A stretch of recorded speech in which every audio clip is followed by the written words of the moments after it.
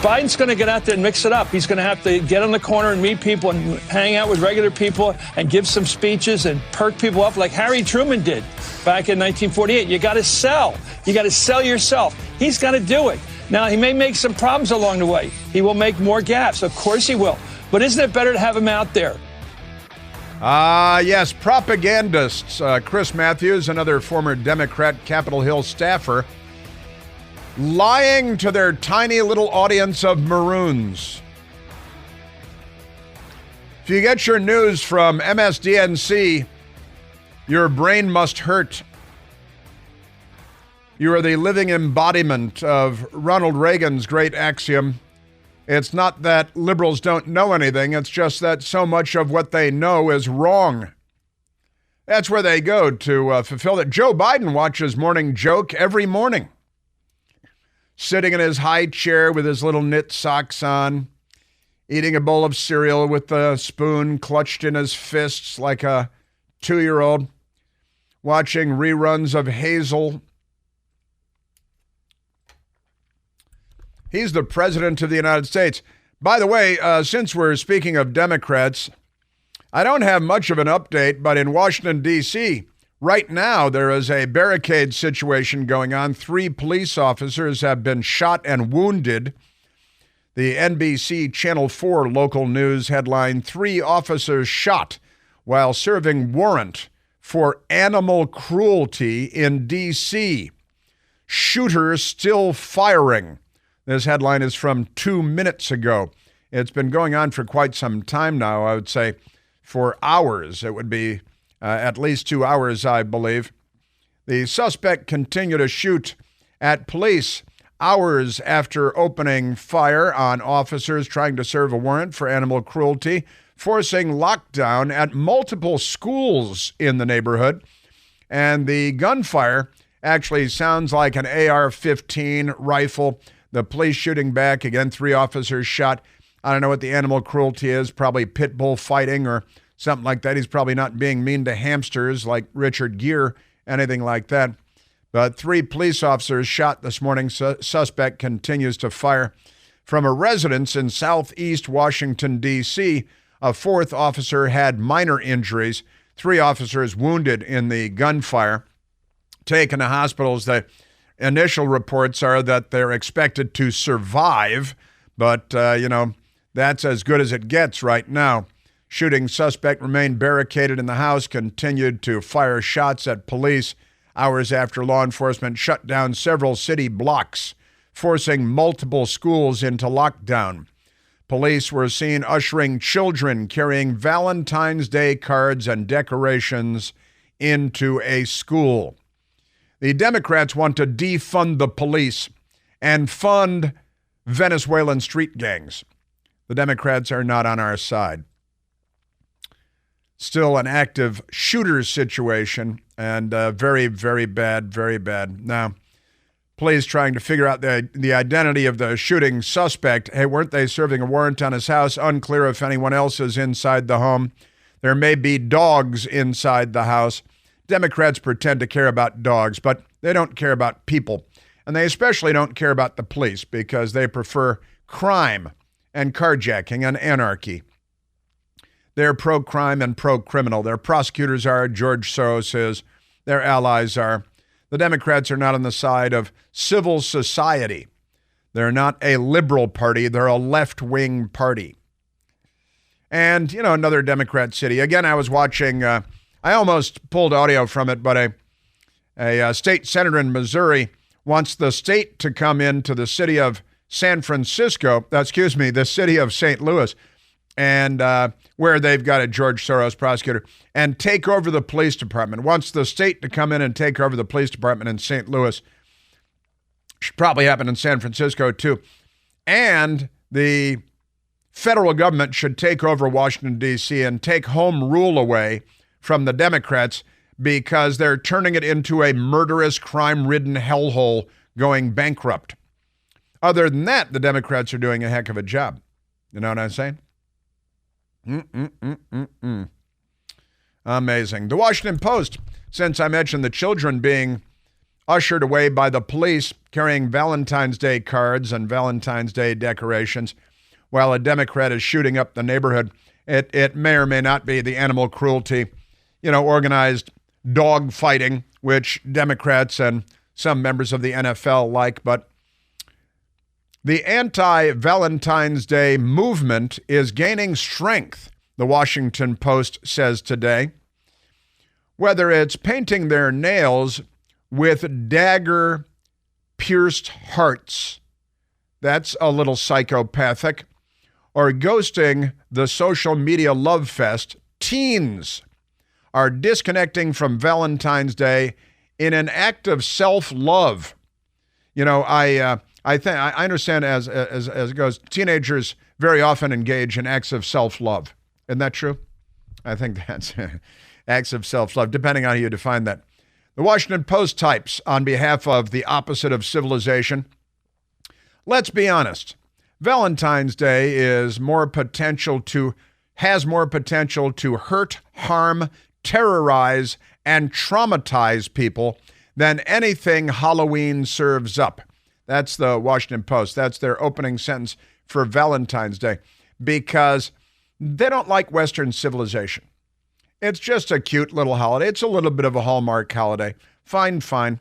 I'm taking my best girl out to a wonderful dinner tonight at a kind of a new restaurant in the area that we've never been to before. And we're looking forward to it because we like each other. We love each other. And even if it's just a little bit of a Hallmark holiday, that's okay, because it's about happiness and love and liking people. And you've been doing Valentine's Day stuff probably since, small child time, grammar school, bringing in little heart-shaped things and stuff. It's a sweet holiday. And so the left wages war against it because they're a suicidal death cult. So they say it's Valentine's Day has more potential to hurt, harm, terrorize, and traumatize people than anything Halloween serves up. How's that, you pathetic loser? You should probably get in a tub and open a vein. It is a suicidal death cult. They make the suicidal death cult at Jonestown in Guyana in South America look like a mentally healthy bunch. They do. From the card and carnation campaigns that decimate kids' self-esteem in classrooms, is that what it is? I'm thinking that this person is a sad, pathetic loser of a person. It's Petula Dvorak. I know it's Petula, but I like to call her Petula. Petula Dvorak is typing it up. I'm guessing the boys didn't like her because she is a severe pain in the rumpus and probably always has been.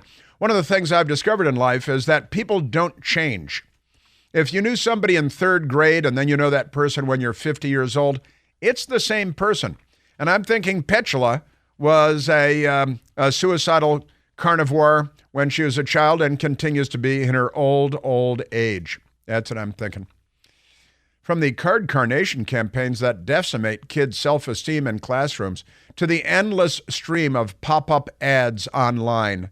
Say I love you with a chicken. That's maybe she was hungry when she was typing this. The start of February is triggering for anyone who isn't feeling it. Open a vein. Dark hearts have always abounded, she says. I got to know one of them at an anti-Valentine's Day party before I married him. The poor SOB. Can you imagine marrying someone this miserable that you met at an anti-Valentine's Day party? God, you're sad. Petula. Life is grand, unless you're you. But the growing crowd of nopes is getting more attention, especially from marketers. See, they like to attack everything. If it's capitalistic, that's another thing they hate. And we see around us an uprising in two ways. I got to tell you, these people are so sad. There's also another story. That's enough of Petula. There's also another story that I did last night on my Newsmax program, that environmentalists, radical environmentalists, which is, I think, the whole Democrat Party, they are anti-Valentine's Day as well, because a lot of the flowers that you buy for Valentine's Day are grown in, for example, Colombia, where they could be engaged in the cocaine market instead. But the left, because they think they're going to save the planet, the left says, well, you can't buy flowers because it's bad for the environment. And, they have to fly the flowers up from Colombia. And that means that your flowers have a large carbon footprint, not as big as, certain singers that fly from Tokyo to Las Vegas for a Super Bowl party. But never mind that. So they say that growing flowers in Colombia, jobs and economy, peace, not cocaine, and flying them to your grocery store. I actually brought my best girl a bouquet of flowers for the Super Bowl. I did. I brought home a bouquet of flowers on Sunday. I was getting a couple of, late thoughts on the Super Bowl gathering at our place, and I brought a bouquet of flowers home because that's the kind of guy I am, a romantic, a normal person. Remember normal. But this is your Democrat Party. They're anti-everything good, anti-everything cheerful. They corrupt the FBI. They corrupt the IRS. They corrupt the CIA. They corrupt foreign intelligence agencies. They corrupt 3 consecutive presidential elections. They're corrupt people. Very, very corrupt people. And they're no fun. Valentine's Day is just kind of a happy fun. You don't have to get too involved. She met her pathetic loser of an unhappy, miserable, emasculated husband at an anti-Valentine's Day party. Michael, have you ever been to, you're a fairly cynical person. Have you ever been to an anti-Valentine's Day party? Not even me. You don't object to being described as a cynical person, do you? No, you don't. Now, we got this, the marauding in Washington, D.C. going on and all this stuff. And I got more D.C. stories, Democrats, and these aren't good Valentine's Day stories, but I want to share them with you because they're good Democrat stories and they're very corrupt people. I think I've told you about this Walgreens. Maybe I did, maybe I didn't. Walgreens in downtown Washington, D.C. in Chinatown.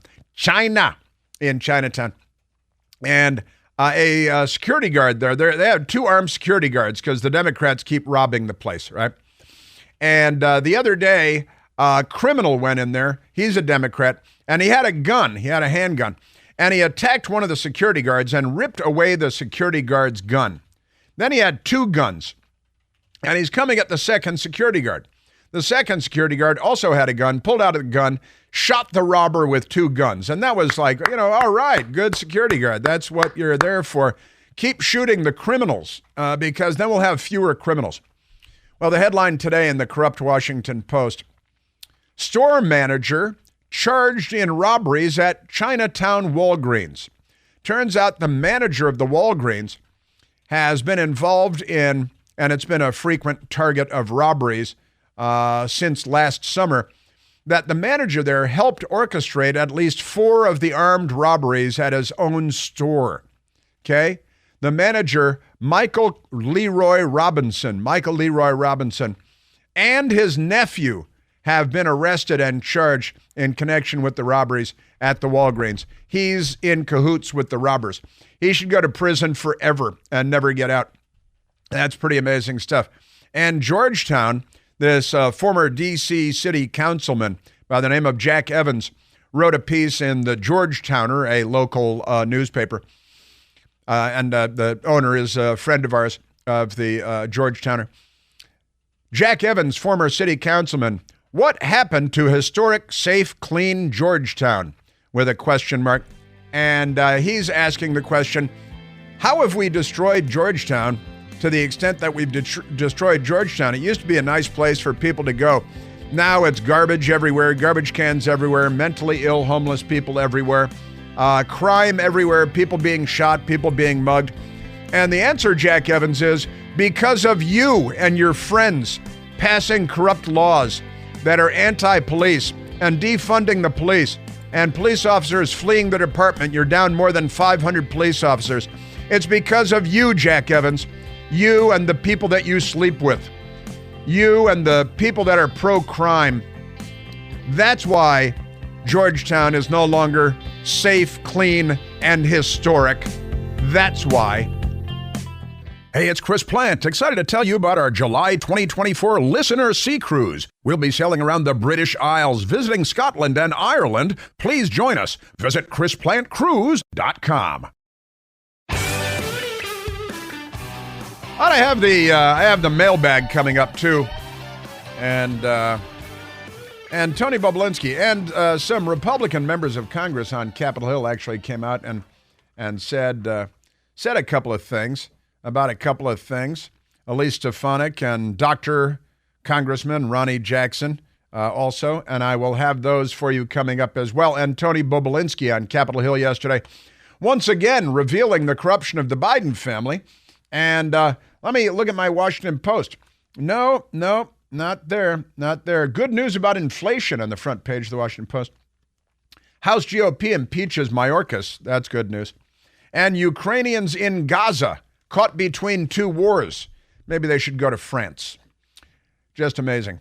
All right, let's go to the phones, Michael. Let's go to Heck, calling from Bethesda, Maryland. Heck, you're on the Chris Plant Show. Good morning, Chris. Every day you never fail to entertain me. But you're the woman, you're the columnist about the Washington Post you were just speaking of. Uh-huh. Well, my breaking point was when I canceled my subscription, where she told you if you didn't go see the female reboot of Ghostbusters, you're a misogynist. And I was like, that's it, I'm done. I've subscribed to newspapers my entire life. I've delivered newspapers till as a kid. I was done at that point. But here's another thing. When you talk about the Washington Post, their motto, democracy dies in darkness, you have to add laugh out loud, okay? Honestly. My slogan for the Washington Post is it looks like a newspaper, but it's not. I think you should also say, I read the Washington Post, so you don't have to. Well, and that is an absolute fact. I've got to say, their style section You're taking today. One for the team. You're taking one for the team there. I really are. It makes my brain hurt, too. It's awful. They've got Jon Stewart returns to The Daily Show. Stewart returns to The Daily Show eager to pick a fight is the headline. And it's one of four stories. It's the propaganda reach of the Democrat Party. It is ubiquitous. It is unavoidable. And there are four Washington Post stories online about Jon Stewart just from yesterday. Jon Stewart returning to The Daily Show, which was barely funny then and hasn't been funny in a long time. And he's not really very funny and was never really very funny. And he stole one of my lines when he was on a couple of nights ago, too. What did he do? Remember, he stole my chocolatey goodness, Hershey, Pennsylvania. Oh, gosh, when I was talking about the Wuhan Red Death coming out of the Wuhan Institute of Virology. And I compared it to being covered in chocolate in Hershey, Pennsylvania, and having trouble figuring out how that happened. And he stole another one of my jokes a couple of nights ago. But it's okay. At least he recognizes other people's good jokes when he hears them. He steals them, of course, but that's okay.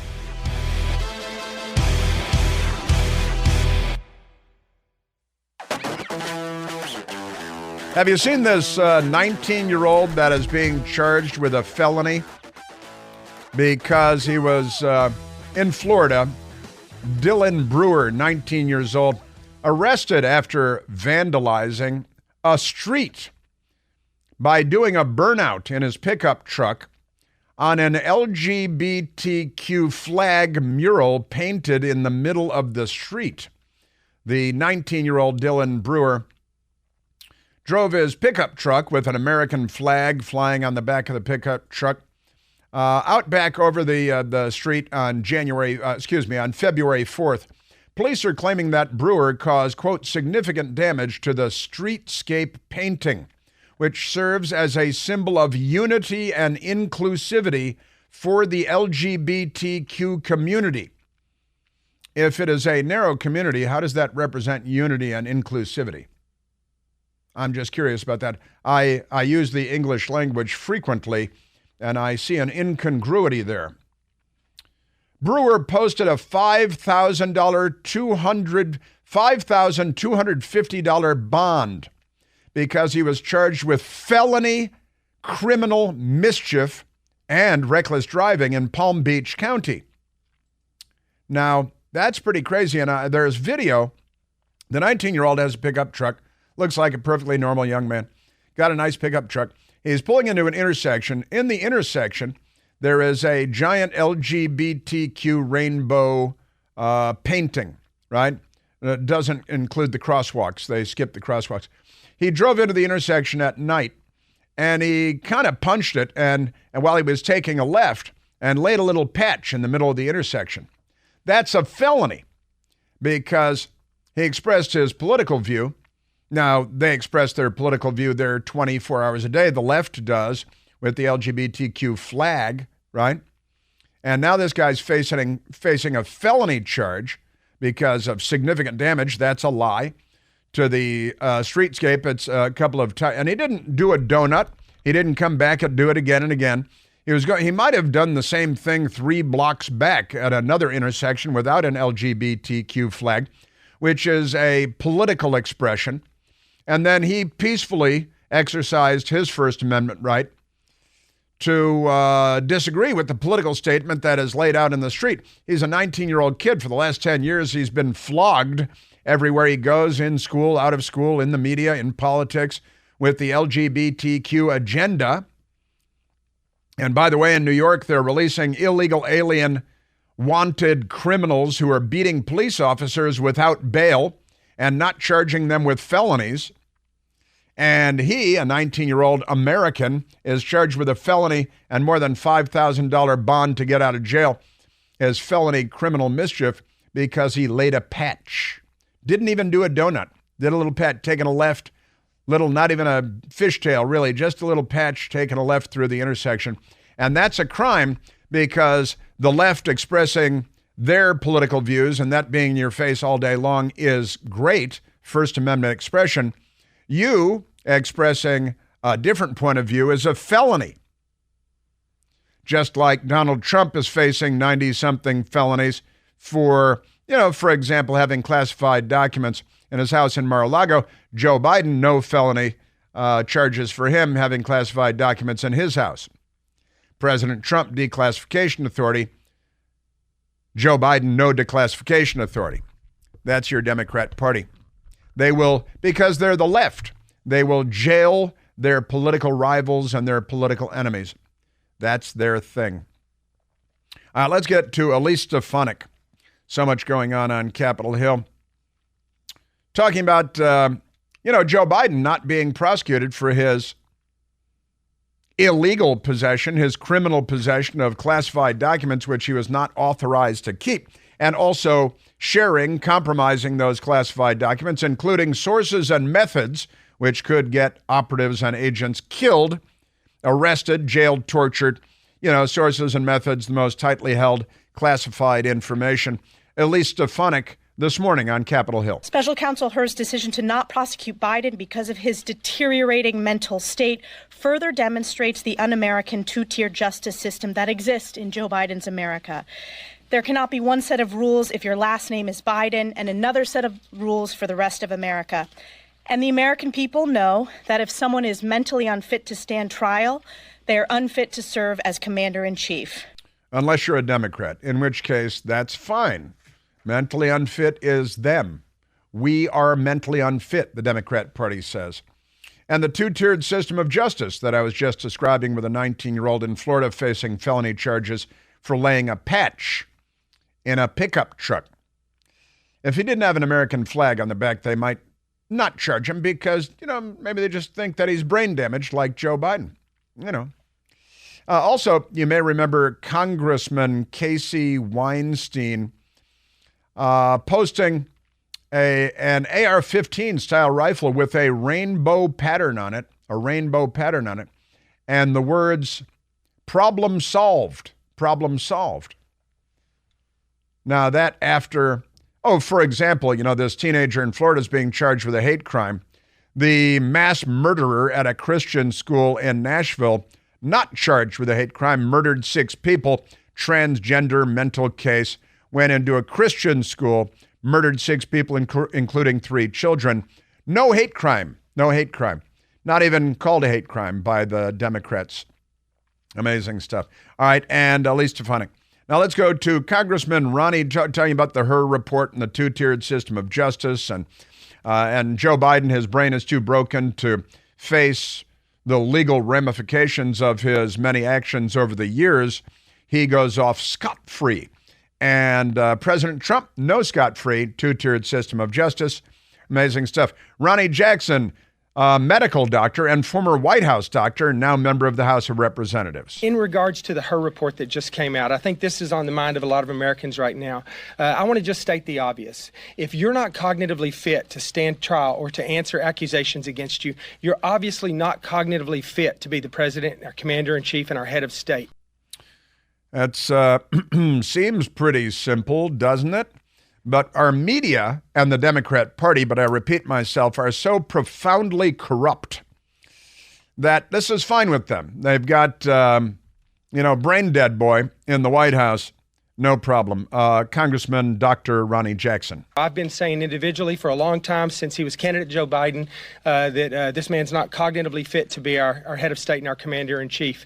We've had lots of evidence of that since then. A lot of people are starting to see that. Now we have the Hur reports coming out, which is a completely different angle on this, an objective report from a member from an appointee of his own DOJ, from his own administration, that's saying that he's not cognitively fit to do his job. And what do the Democrats do? They attack Robert Hur, the special counsel, because they're racist and he's a Korean American. And they attack Donald Trump. And that's the headlines today about Donald Trump being mentally unfit because the Democrats snap their fingers and the corrupt news media, they say, hey, I know, let's call, it's the old Soviet playbook, the Russian playbook. Whatever you're guilty of, you attack them with the very same claim, right? That's the thing. Congressman Dr. Ronnie Jackson. He's supposed to be getting a physical exam done here in just a few months, his annual physical. They've already indicated that there will not be a cognitive test associated with that. I think if there was ever a time that we need a cognitive test for a sitting president of the United States, it's right now.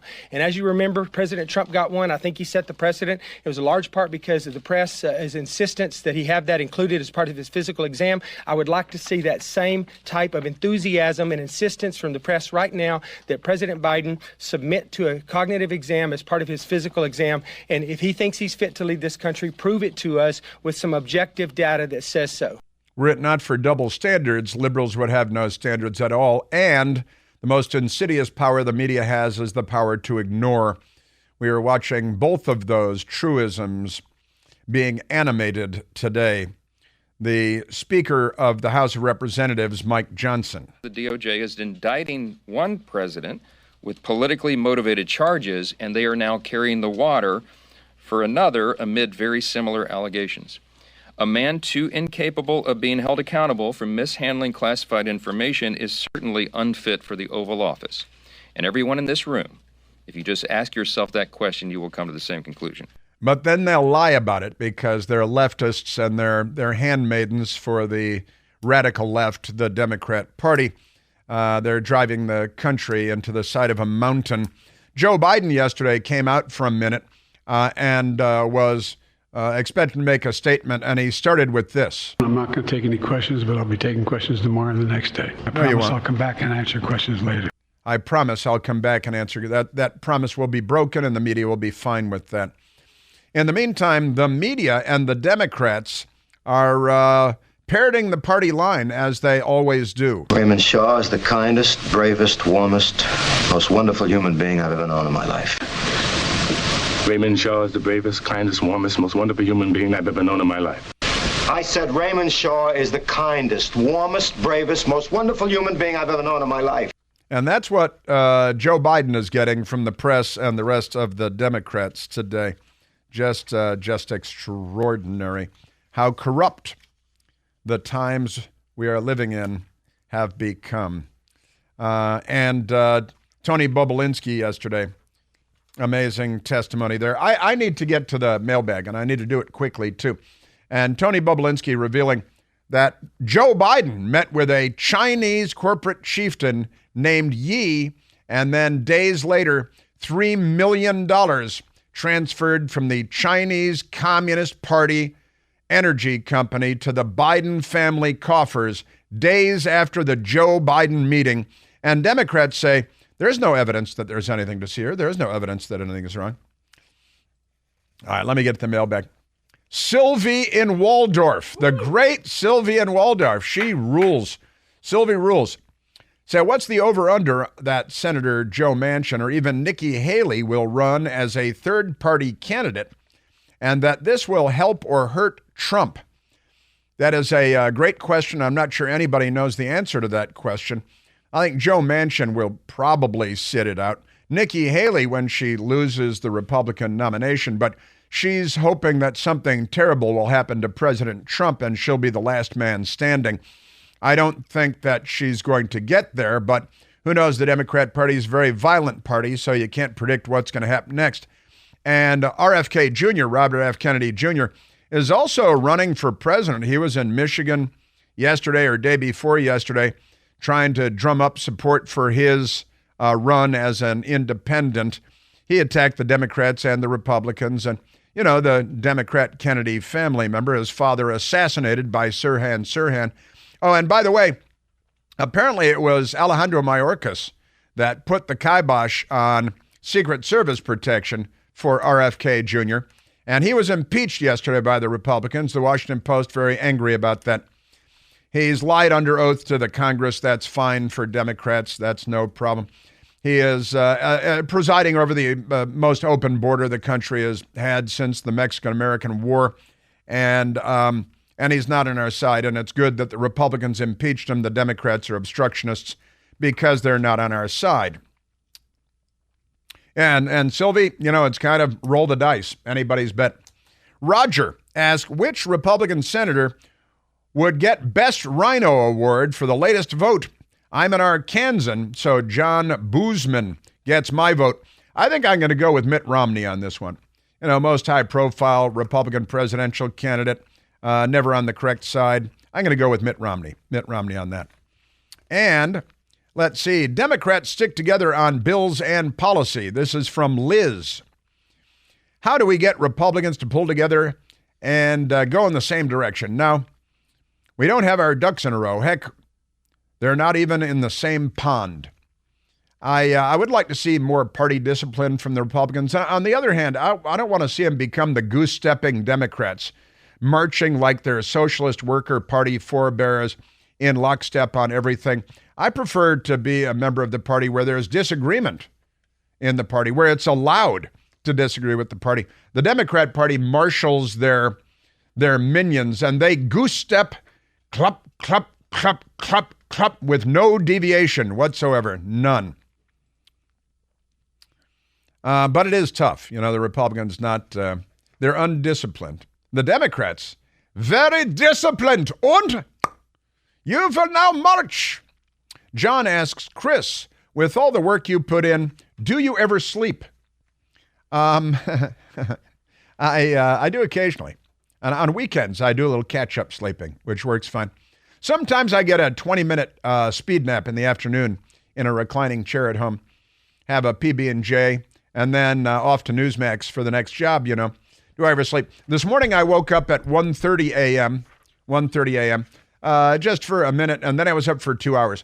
And I put on the movie Network, a 1970s movie, Paddy Chayefsky, and I'm going to pull some audio from it and share it with you maybe tomorrow, because the Howard Beale speech sounds like it could be given today. It really does. I don't, you know, I usually get to sleep at about 11 and I get up about 5, and that's about 6 hours a day, and seems to be working okay. You know, how much do you need to sleep? And GSAV111 says, do you think President Trump is his own worst enemy? I love him, but my husband thinks he's constantly shooting himself in the foot by saying things that land him in hot water. He certainly says things often that land him in hot water. There's no doubt about it. I think he's funny and fine just the way he is. How about you? I think he's funny and fine just the way he is. You know, if he's not running for president, I think if you're running for president, you should avoid saying that You're going to tell Russia to roll over NATO countries because they're not paying their fair share. I think you should strong arm and shame and disgrace the NATO countries, which he did successfully as president. And there is still more work to be done in the NATO countries. But I think that he causes himself trouble unnecessarily and frequently.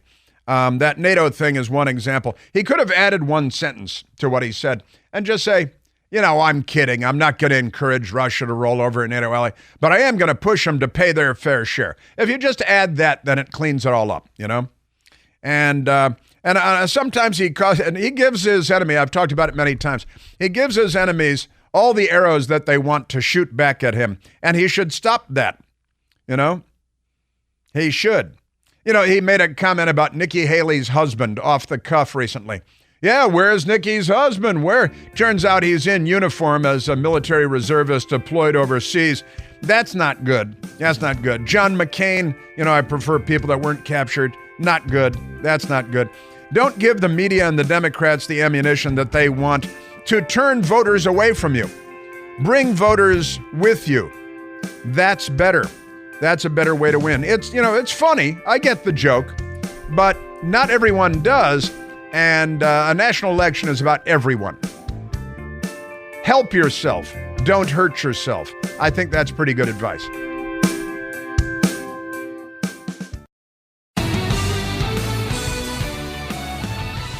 And I want to share a Congressman Chairman Jim Jordan soundbite with you about Tony Bobulinski's testimony on the Hill yesterday. When Joe Biden shows up at the Four Seasons restaurant for lunch, at the lunch are Hunter Biden, his associates, and 8 Chinese officials who are executives at CEFC, the Chinese energy company. Joe Biden comes in, gives a short presentation, and leaves. 3 weeks later, the deal gets closed, and $3 million gets wired to Biden accounts. Nothing to see here. There's nothing corrupt about that. Why would anyone raise an eyebrow at that? The Biden family business is Joe Biden. They provide no services. They provide no products. They provide influence. And I'd like to point out that in the 90-something billion dollar bill, more than $60 billion goes to Ukraine. Ukraine funneled millions of dollars to the Biden family to keep fighting Russia. As for Taiwan, they get about $5 billion. China funneled millions of dollars to the Biden family, and they get what they want from the Biden White House. Don't support Taiwan. And Ukraine gets what they want from the Biden White House.